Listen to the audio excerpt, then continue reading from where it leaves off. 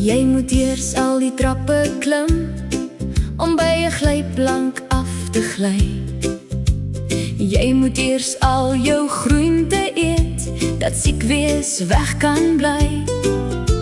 Jy moet jou kamer opruim, speeltyd is verby. So volg dan eers die goue reël, sonder om te stry.